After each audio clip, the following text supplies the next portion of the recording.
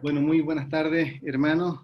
Nuevamente un placer para mí poder estar con ustedes en su reunión. Les invito a buscar en Primera de Pedro capítulo 2, el pasaje que hemos estado considerando en jueves anteriores. Primera de Pedro capítulo 2. Comenzaremos la lectura en el versículo 1 y leeremos hasta el versículo 8. Primera epístola de Pedro, capítulo 2, versículo 1, dice así la palabra de nuestro Dios. Desechando pues toda malicia, todo engaño, hipocresía, envidias y todas las detracciones, desead, como niños recién nacidos, la leche espiritual no adulterada, para que por ella crezcáis para salvación, si es que habéis gustado la benignidad del Señor. Acercándoos a Él, piedra viva, desechada ciertamente por los hombres, mas para Dios escogida y preciosa. Vosotros también, como piedras vivas, sed edificados como casa espiritual y sacerdocio santo, para ofrecer sacrificios espirituales aceptables a Dios por medio de Jesucristo, por lo cual también contiene la Escritura. Y aquí pongo en Sión la principal piedra del ángulo, escogida y preciosa, y el que creyere en él no será avergonzado. Para vosotros, pues, los que creéis, él es precioso, pero para los que no creen, la piedra que los edificadores desecharon ha venido a ser cabeza del ángulo, y piedra de tropiezo y roca que hace caer, porque tropezaron en la palabra, siendo desobedientes, a lo cual fueron también destinados. Hasta aquí la lectura en la palabra de nuestro Dios. Siempre es nuestro ruego, nuestra confianza que es Él quien bendice el Espíritu Santo, la exposición de su palabra en nuestros corazones. La semana pasada estuvimos los primeros 3 versículos de este capítulo, considerando primero nuestra responsabilidad, el llamado que tiene esta porción a que nosotros seamos creyentes que deseen profundamente la palabra de Dios. El versículo 2 contiene este mandamiento: desead como niños recién nacidos la leche espiritual no adulterada. Es nuestra obligación, es nuestra responsabilidad, hermanos, que exista en nuestras vidas un deseo profundo, un deseo ferviente por la leche espiritual no adulterada, por la palabra pura de nuestro Dios, porque por medio de ella, versículo 2 también nos dirá, para que por ella crezcáis para salvación. El crecimiento en nuestra vida espiritual, nuestra santificación será más efectiva, nuestra santificación se notará más, iremos creciendo de manera más fuerte y más prolongada en tanto deseemos y estemos expuestos más y más a la palabra de nuestro Dios. Decíamos también que así como hay cosas que tenemos que desear profundamente, hay cosas que tenemos que desechar inmediatamente también. Y hay pecados que afectan nuestra relación con los hermanos y afectan también nuestro deseo por la palabra, por esta palabra que expone estos mismos pecados, afecta este deseo por ser más parecido al Señor Jesucristo, porque tendremos que amar como Él ama, y estos pecados son los que están en el versículo 1, desechando, deshaciéndose, quitando de encima de ustedes toda malicia, todo engaño, toda hipocresía, envidias y todas las detracciones, pecados que lamentablemente aún están presentes en nosotros, pero debe haber en nosotros una actitud de dejarlos de lado, de quitarlos de encima, de desecharlos, de desprendernos de ellos. Y esto sucede, versículo 3, ya que hemos gustado, ya que nos hemos deleitado en la bondad de nuestro Dios. Los creyentes, en primer lugar, conocemos la gracia de nuestro Dios como objetos de esta gracia, conocemos del amor de Dios como objetos del amor de Dios. La Escritura dirá que cuando nosotros aún estábamos muertos en delitos y pecados, Dios manifestó su amor y lo manifestó precisamente en que siendo nosotros aún pecadores, Cristo murió por nosotros. Por nosotros vino el Señor Jesucristo a esta tierra y murió por nosotros en aquella cruz, manifestando su amor. Los profetas, nos ha dicho Pedro en el capítulo 1, profetizaron respecto de esta gracia que no era para ellos, sino para nosotros, y de todas maneras, de manera diligente, inquirieron, estudiaron y buscaron en sus propios escritos para saber qué persona y en qué tiempo se iba a manifestar el Señor Jesucristo. Los ángeles, que tampoco son objetos directos de esta redención, de este amor de Dios en rescate para el pecador, también anhelan mirar estas cosas, y la Escritura dice que se ponen en puntas de pie mirando y anhelando con un deseo que no se satisface, conocer más del Evangelio. Cuánto más nosotros, que somos objetos de este amor, que hemos experimentado este amor, que hemos gustado este amor, debemos seguir deleitándonos en este amor para poder crecer en santidad, para poder desear más la leche espiritual. Ahora en el versículo 4 nos va a decir que nosotros nos hemos acercado al Señor Jesucristo. La verdad es que el vocablo ahí en el versículo 4 tiene la idea más bien de allegarse, de unirse, más que de acercarse. Uno puede estar cerca de algo sin necesariamente estar comprometido con eso, sin necesariamente estar unido. En este versículo la idea es que por la fe nosotros nos hemos unido al Señor Jesucristo, a este Señor Jesucristo que es una piedra viva, una piedra que fue despreciada, dirá el mismo versículo, desechada, dirá el mismo versículo, pero que es una piedra viva. El Señor Jesucristo fue a la cruz, murió por nuestros pecados, pero resucitó al tercer día.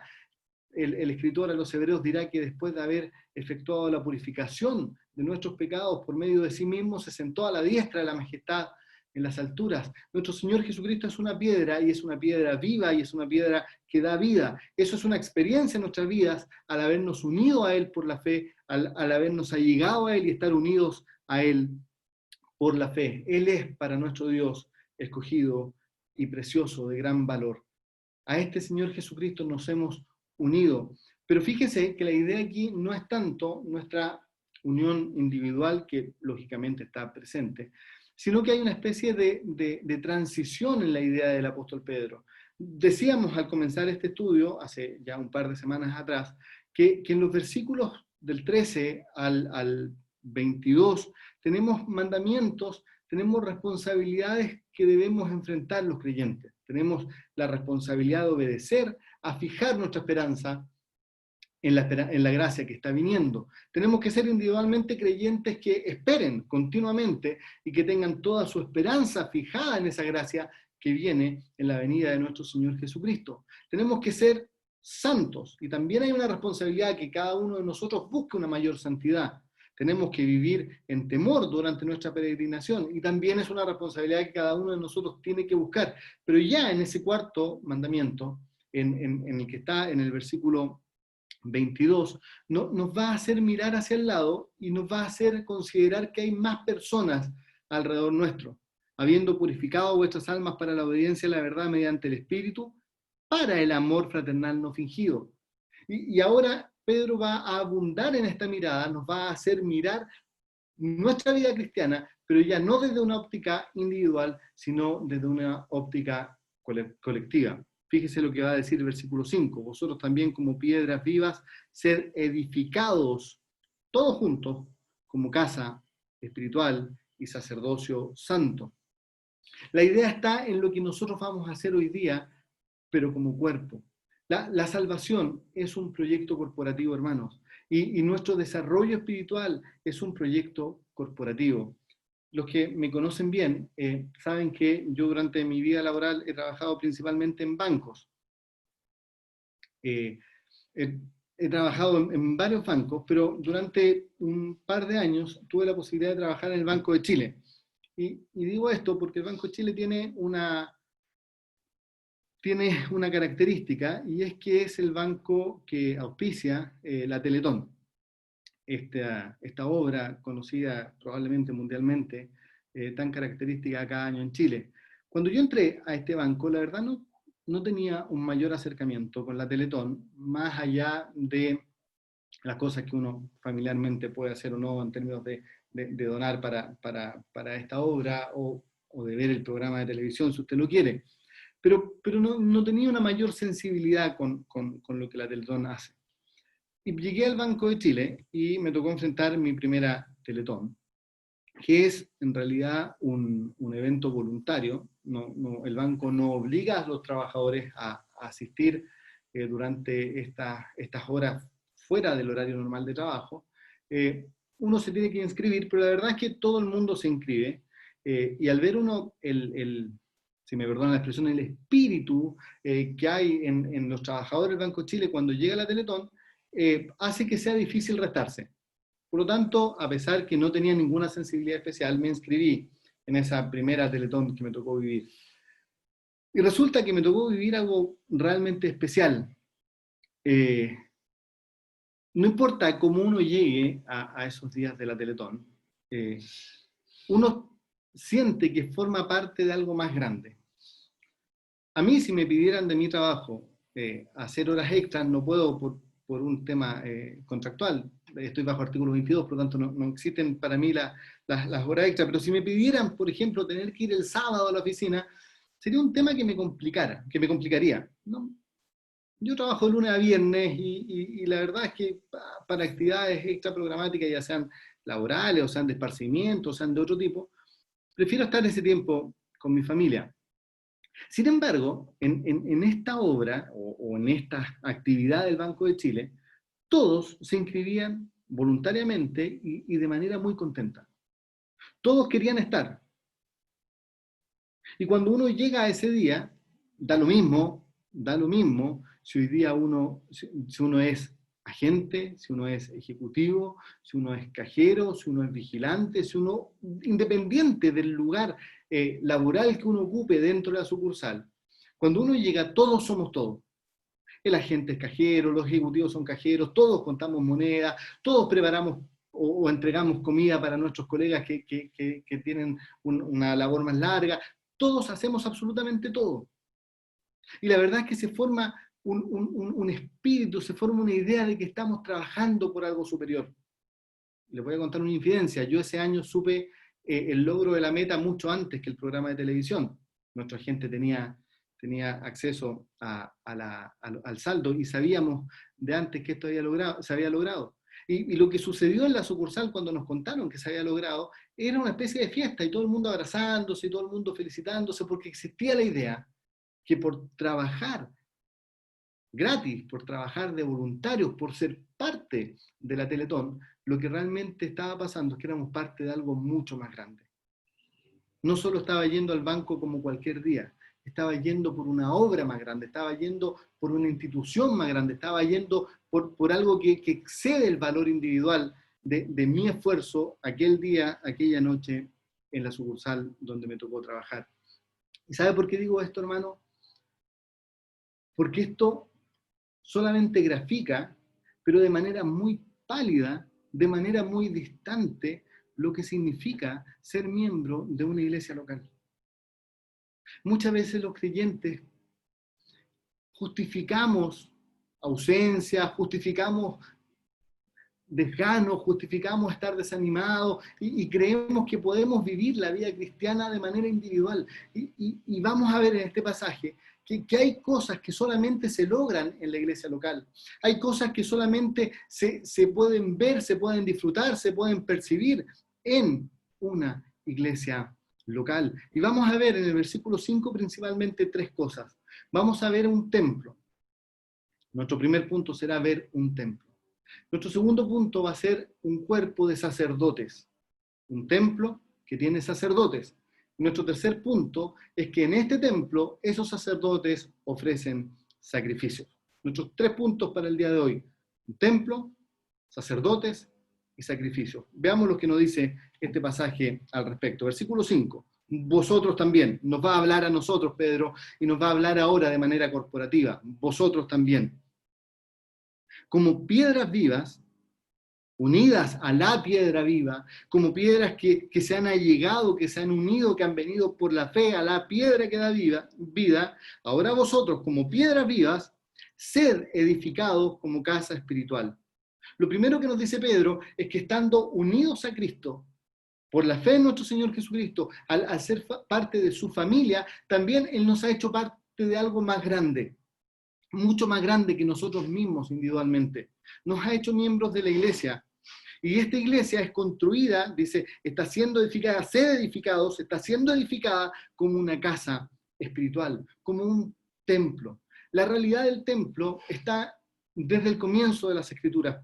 Probablemente en Edén podemos ver al primer templo, un lugar donde la presencia de Dios está, un lugar donde la presencia de Dios viene y donde la presencia de Dios es revelada de una manera especial. Eso fue el tabernáculo, eso fue el templo para el pueblo de Israel. Era el lugar donde estaba la presencia de Dios, donde estaba la gloria de Dios. Si nosotros vamos a Isaías capítulo 6 y vemos a Isaías relatándonos lo que sucedió en aquel año especial, cuando murió el rey Usías, lo que Isaías nos va a decir va a ser: vi yo al Señor. Tuvo una revelación especial del Señor, tuvo una revelación maravillosa del Señor. ¿Cuándo sucedió? En el año en que murió el rey Usías. ¿Pero dónde sucedió? Vi yo al Señor sentado en un trono alto y sublime, y sus vestidos, sus faldas, llenaban el templo.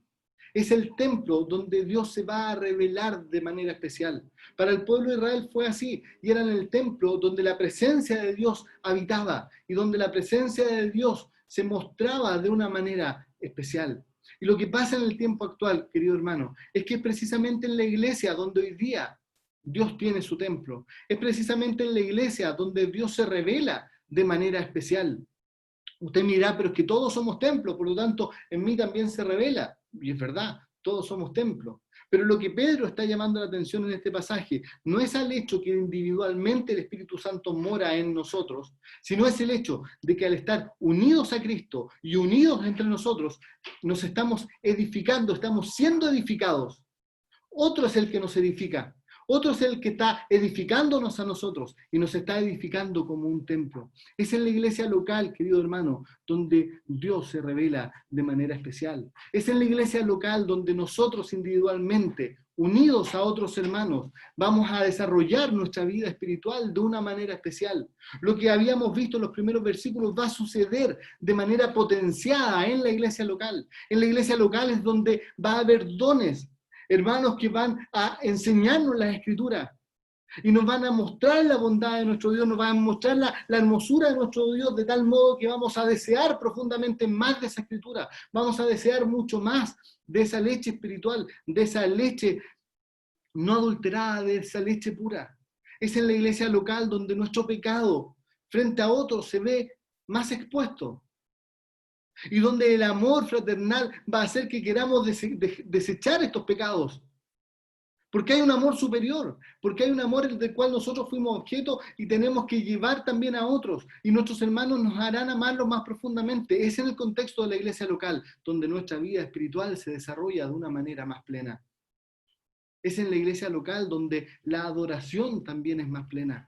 Mencionábamos a Isaías. ¿Qué ve Isaías? Ve al Señor sentado en un trono alto y sublime, ve sus faldas que llenan el templo, pero ve también a estos serafines volando, tapándose, pero adorando a Dios. Y lo que ve es que son serafines que se hablan, que se dan voces unos a otros para alabar a Dios.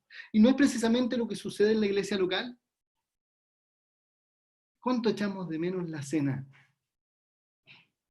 A veces pensamos en hacer reuniones parecidas, pero la cena es la reunión donde venimos todos juntos como iglesia local, donde nos reunimos alrededor de los símbolos que el Señor Jesucristo nos trajo, y donde unos a otros nos damos voces, diciendo las hermosuras, las virtudes, aquellas cosas preciosas de Dios que hemos descubierto, y donde juntos adoramos de manera corporativa, donde la adoración de mis hermanos impacta mi adoración, mostrándome cosas que probablemente yo no vi, o que quizás vi pero expresadas en la boca de mis hermanos, se llenan mi corazón y hacen que adore más profundamente. ¿Cuánto echamos de menos la cena? Precisamente por esto, porque es el lugar de la adoración corporativa. Tenemos muy buenos coros, tenemos muy buenos himnos, y pienso que personalmente cada uno tiene su favorito y lo escucha durante el día, lo escucha en distintos momentos, y entendemos que estamos adorando a nuestro Dios, entendemos que estamos llegando hasta Él, pero debemos concluir que no es lo mismo, que no es lo mismo que en el contexto de la iglesia local. Porque miramos al futuro y vemos en Apocalipsis que la adoración nuevamente es corporativa. Y vamos a ver no solo a un grupo de personas adorando, vamos a ver a todo el ser creados adorando. Dios se revela de manera especial en la iglesia, en su iglesia, esta casa espiritual, este templo que Él ha escogido. que Él está edificando. Fíjese que el pasaje dice siendo edificados, ser edificados. No somos nosotros los que estamos edificando la iglesia. Es el mismo Señor Jesucristo, aquel que le dijo a Pedro, bienaventurado Pedro, bienaventurado, sobre esta roca yo edificaré mi iglesia. Y la iglesia la está edificando nuestro Señor Jesucristo. Nosotros estamos siendo edificados en esta iglesia, en este proyecto de redención y de santificación corporativos al cual hemos sido llamados. ¿Cuánto valoramos, hermanos, la iglesia local? Usted me dirá, bueno, pero que probablemente Pedro está pensando en la iglesia universal. Y entendemos en la iglesia universal como algo importante. Escuchaba a Paul Washer estos días que decía, es fácil amar a una esposa que no conozco. Pero nosotros hemos sido puestos en algo que sí conocemos, en una extensión de esa iglesia universal que es la iglesia local.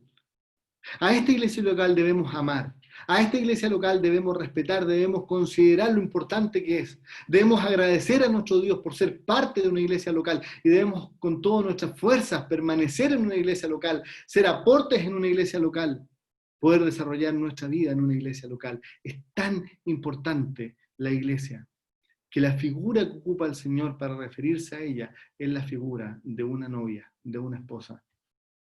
Así que en el principio de la Escritura, en Apocalipsis, en Génesis, perdón, en el principio de la historia humana, cuando vemos a un matrimonio, Adán y Eva, pensemos en lo que nos dice Pablo. Yo digo un misterio, porque esto lo digo de Cristo y de la iglesia. Ese matrimonio ya estaba adelantando a la iglesia, a esta iglesia de la cual usted hoy día forma parte. Somos iglesia, hermanos. Debemos amar, debemos preocuparnos por la iglesia y debemos comprometernos por la iglesia. Porque en este lugar, de manera especial, nuestro Dios se revela. En este lugar, nuestra santificación puede ser más real día a día. Lo segundo que nos dice este pasaje es que no solo somos un templo, estamos siendo edificados como casa espiritual, sino que además somos un sacerdocio santo. Este es nuestro segundo punto, un sacerdocio. Somos sacerdotes, todos los creyentes que nos hemos unido al Señor Jesucristo, que nos hemos allegado a Él, a esta piedra viva, en la iglesia local, somos sacerdotes. Las religiones tienen castas especiales. El pueblo de Israel tenía una familia especial, pero en la iglesia todos somos sacerdotes. Todos tenemos el privilegio de ser sacerdotes delante de nuestro Dios. Todos podemos, si reducimos el tema sacerdotal a solo dos cosas, orar y adorar. Todos nosotros podemos orar, podemos adorar, podemos servir a nuestro Dios como sacerdotes. No hay limitaciones. No es necesario que seamos ancianos de nuestra iglesia local para que podamos adorar a nuestro Dios, para que podamos llegar a Él en oración, para que podamos servir a nuestro Dios en distintas cosas. No es necesario pertenecer a una familia, no es necesario tener algún tipo de estudio, no es necesario ningún requisito para en medio de la iglesia local poder ser sacerdotes. Hemos sido llamados a ser sacerdotes y somos sacerdotes. Somos sacerdotes que estamos en la iglesia local, sirviendo, adorando, llegando a la presencia de nuestro Dios. Mire el privilegio, consideremos, hermanos, los grandes privilegios que tenemos en una iglesia local. Somos un cuerpo de sacerdotes, sin distinciones, sin lugares especiales, sin barreras que obstruyen nuestra labor. Somos llamados a ser un sacerdocio santo, sacerdotes separados para Él, consagrados a Él, que crecen día a día en santidad. ¿Cuánto valoramos el hecho de poder ser sacerdotes delante de nuestro Dios? De que usted, hermana, sea sacerdote de nuestro Dios. De que usted, hermano, sea sacerdote de nuestro Dios. Hay cosas que por los dones no vamos a llegar a hacer, porque Dios es soberano y ha dado distintos dones. No todos podremos ser ancianos, no todos podremos ser maestros, no todos podremos ser evangelistas, no todos podremos ser, y vea usted las distintas características de dones que tenemos. Pero hay algo que todos juntos somos llamados a hacer. Y esto es sacerdotes del único Dios verdadero. Sacerdotes del gran Dios que hemos conocido. De este Dios lleno de misericordia y lleno de bondad, que nos ha salvado, que nos ha rescatado y que nos ha puesto en lugares de privilegio. En su iglesia, en su templo donde Él se revela, y con labores de privilegio, como sacerdotes santos, consagrados a Él, que le sirven, que le adoran, que interceden por otros en la presencia de nuestro Dios, libremente. Qué privilegio maravilloso tenemos. Y nuestro tercer punto, hermanos, está al final del versículo 5. Vosotros también, como piedras vivas, ser edificados como casa espiritual y sacerdocio santo para ofrecer.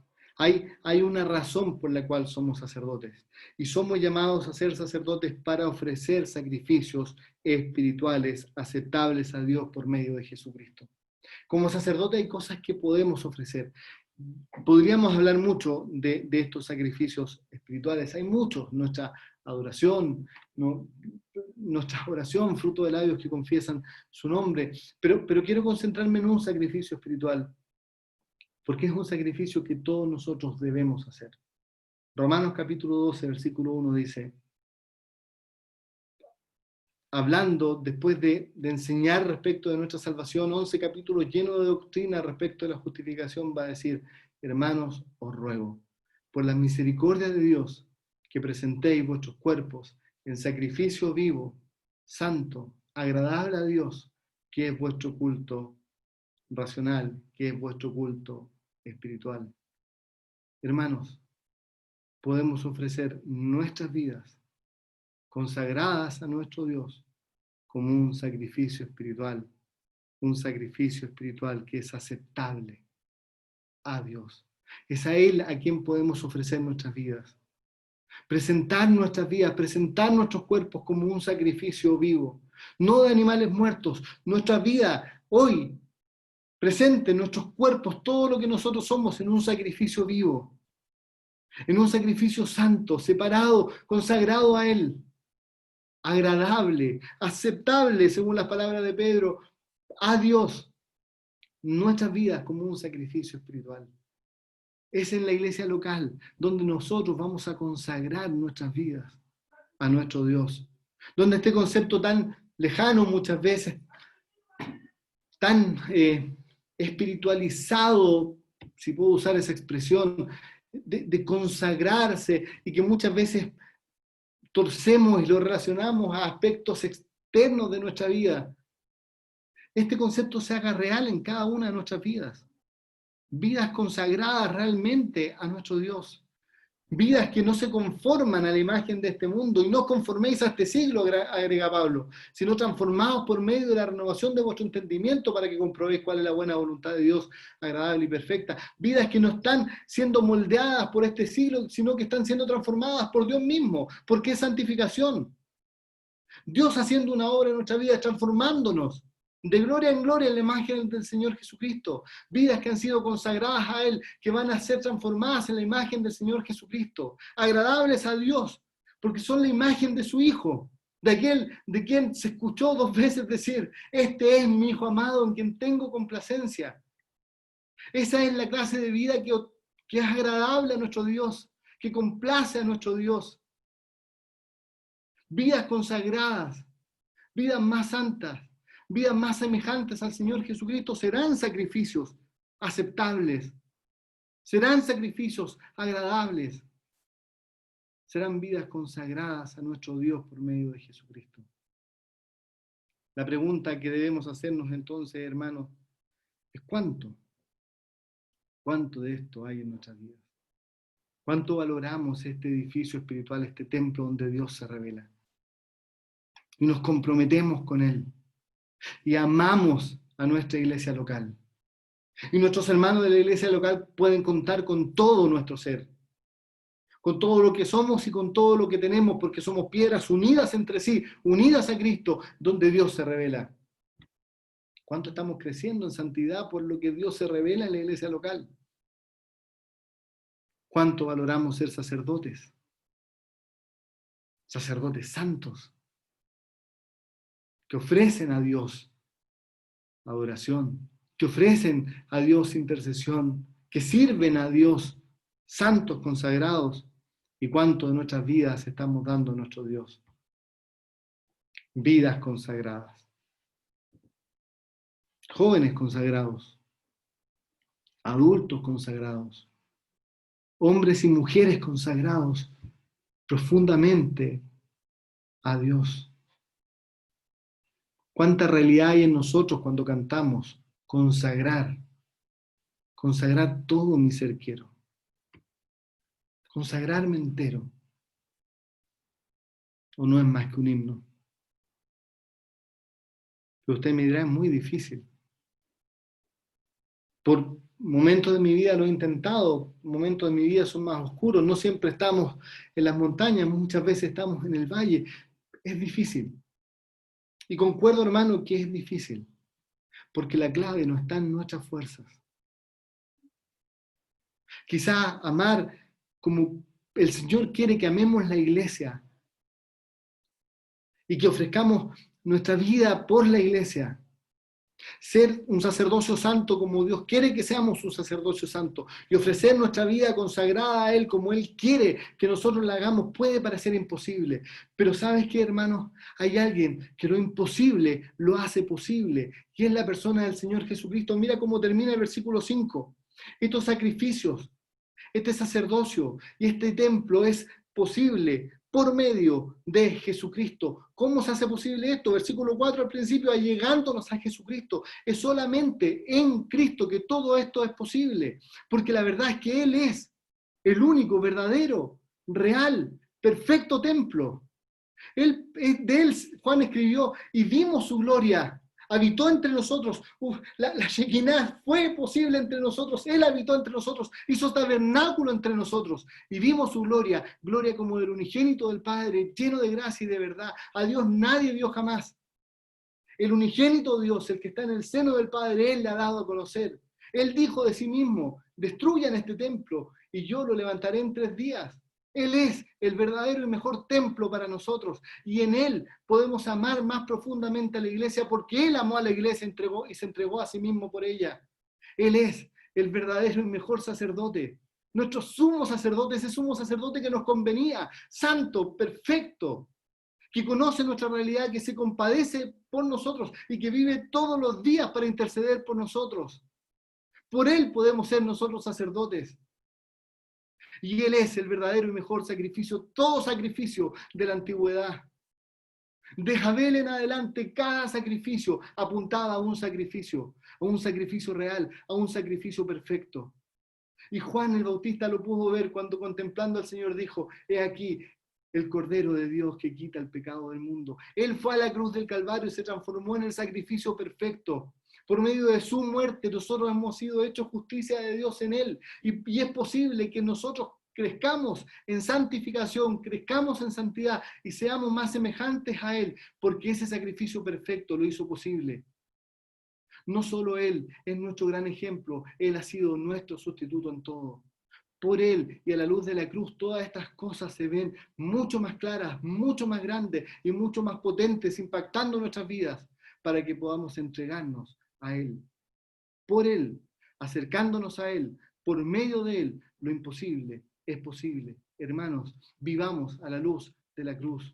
Contemplemos más seguido a nuestro Señor Jesucristo, su perfección, su sacrificio, para que amemos más la iglesia, para que consideremos el valor, para que seamos más agradecidos por la iglesia, para que seamos mejores sacerdotes y para que ofrezcamos nuestras vidas como un sacrificio santo, como un sacrificio vivo, como un sacrificio agradable, aceptable a Dios por medio de Jesucristo. Él es todo y Él hace posible lo que para nuestras fuerzas es imposible. A Él sea la gloria, ahora y por los siglos. Amén. Oremos, hermanos, antes de terminar. Padre Santo, Padre glorioso, bendito Dios y Padre de nuestro Señor Jesucristo que nos has hecho renacer. Gracias, gracias porque entendemos que tú has querido ponernos en una iglesia local, que tú has querido que nuestra salvación y nuestra santificación sean un proyecto en comunidad. Gracias por los hermanos que nos rodean, por todos y cada uno de ellos. Gracias porque podemos amarnos, podemos estimularnos juntos, podemos interceder unos por otros, podemos adorar corporativamente, podemos crecer en santidad al considerarnos unos a otros. Gracias porque somos todos sacerdotes. No hay una casta especial, no hay nada que nos distinga de manera especial. Somos un sacerdocio santo, juntos, unidos, un solo sacerdocio santo que puede ofrecer vidas agradables a ti. Te rogamos que podamos nosotros, cada uno de nosotros, ofrecer nuestras propias vidas como un sacrificio santo, como un sacrificio vivo, como un sacrificio agradable, como un sacrificio espiritual a ti. Que tu palabra impacte nuestros corazones, te lo rogamos. En el santo nombre del Señor Jesús. Amén. Amén.